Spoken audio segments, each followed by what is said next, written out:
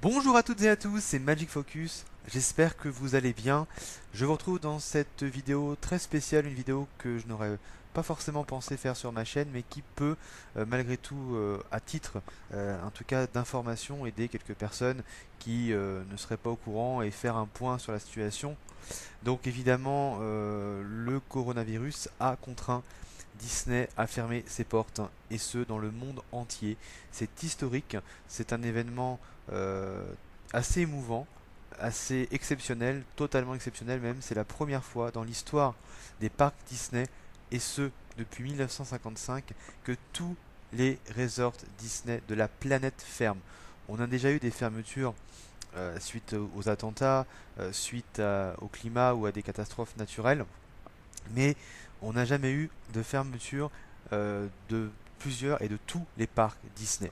Donc on va faire un petit peu le point sur tout ça, on va voir un peu l'impact que ça va avoir aussi sur la suite des événements, notamment à Disneyland Paris et ailleurs.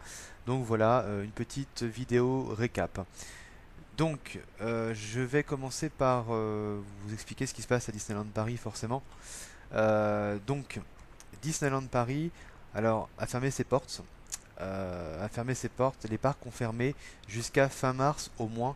Il faut se dire que cette date est vraiment une date qui, à mon avis, est provisoire.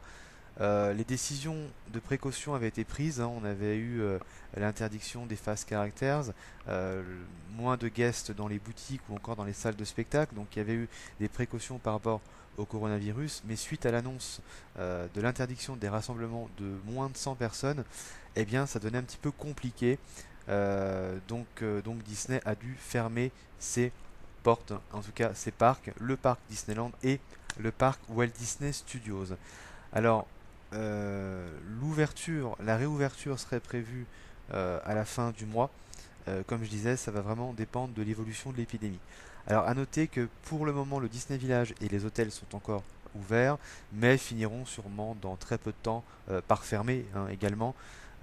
Et le Wai West Show n'assure quant à lui plus de représentation du Wai West Show. Donc c'est une fermeture qui n'est pas exceptionnelle à Disneyland Paris, mais voilà, c'est une fermeture qui pour l'instant a une durée, disons, de quelques semaines, mais ça va dépendre de l'évolution. Concernant Disneyland Resort, la fermeture est aussi prévue donc du 14 au 31 mars minimum, là aussi ça va dépendre. Les hôtels sont pour l'instant ouverts mais vont fermer dans 2 jours normalement, le temps que les visiteurs puissent s'y retrouver, puissent avoir d'autres solutions aussi, parce que voilà, quand on fait un séjour, c'est pas toujours évident une fois sur place. Walt Disney World a exactement les mêmes dates que Disneyland Resort, jusqu'au 31 mars, avec la fermeture des 6 parcs à thème, donc Magic Kingdom, Disney Hollywood Studios, Animal Kingdom, Epcot, également les parcs aquatiques. Disney Springs reste pour l'instant ouvert avec certaines précautions. Et là encore, la situation peut évoluer. Les hôtels restent opérationnels également.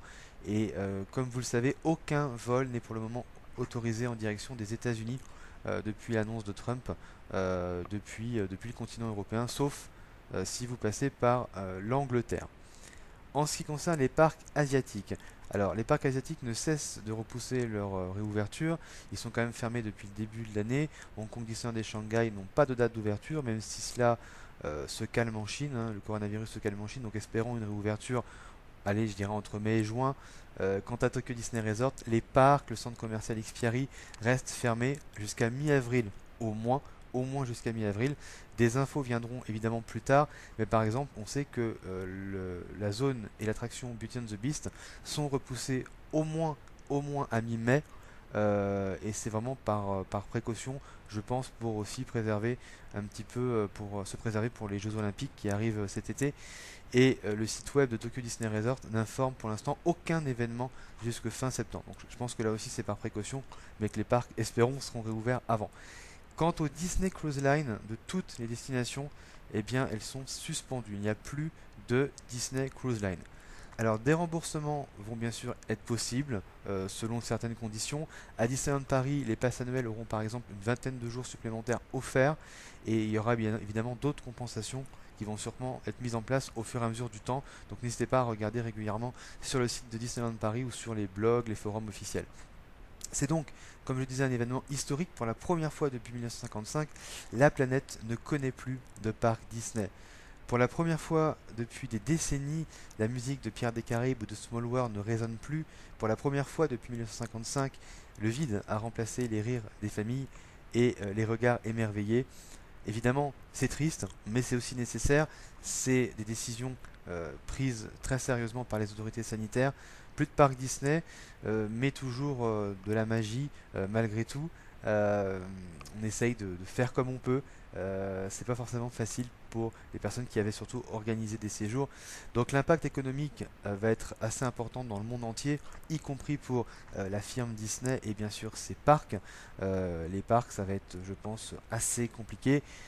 Après les investissements colossaux qui ont été lancés partout, ça va être difficile de se relever. On sait que Star Wars avait mal démarré, on comptait probablement sur 2020 pour y aller, pour arranger un peu le coup, et ça n'a pas l'air d'être ça du coup par rapport à ce qui se passe. Malheureusement, ça va être compliqué. On sait aussi tous les investissements qui sont faits dans les parcs asiatiques, à Disneyland Paris avec le plan à 2 milliards. Voilà, ça risque d'être compliqué, il risque d'y avoir peut-être des reports aussi par rapport aux exercices fiscaux. Donc attendez-vous à des coupures de budget aussi, pas forcément à Disneyland Paris, mais sur l'ensemble des parcs, et des projets annulés ou reportés. Pas ceux qui sont en construction, je pense que tout ce qui est en construction aujourd'hui, il n'y aura aucun problème, mais les projets qui n'ont pas encore commencé leur construction pourront être revus ou modifiés ou repoussés. Ça, c'est probable, je ne sais pas, hein, ce sont des hypothèses. Pas très optimistes, mais des hypothèses, mais en même temps, je pense que c'est aussi ce qui peut nous attendre. Parce qu'aujourd'hui, la situation est quand même assez critique pour les parcs Disney. Après s'être relevé pendant plus de 10 ans, c'est une claque, hein, vraiment pour eux, aussi pour les films, hein. Enfin voilà, c'est pas que les parcs, il y a aussi les films, etc.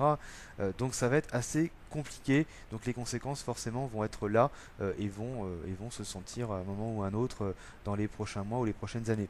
Alors, bon, heureusement, tout ce qui est en construction, ça va avancer. D'ailleurs, quand on regarde à Disneyland Paris, les travaux avancent. Les travaux avancent sur le nouveau port à Fantasy Springs de Tokyo Disney Resort. Pareil, hein, tout ce qui est Walt Disney World, les travaux avancent. Donc aucun souci à ce niveau-là, les travaux avancent partout. Donc voilà, ça c'est pas le problème, c'est surtout l'impact économique que va avoir cette situation sur les projets futurs, même certains projets qui ont peut-être été annoncés. Donc voilà pour cette vidéo récap. Voilà, pas très optimiste, et pas très joyeux, mais c'était juste pour faire un point. Surtout l'idée est là, et surtout marquer le coup historique. Aucun parc Disney ouvert au monde. Donc voilà, on se retrouve bientôt dans une vidéo news ou Imagineering, ça changera un petit peu. N'hésitez pas à vous abonner malgré tout, à liker également. Et puis merci d'avoir regardé cette vidéo, on se retrouve très bientôt. Salut, salut.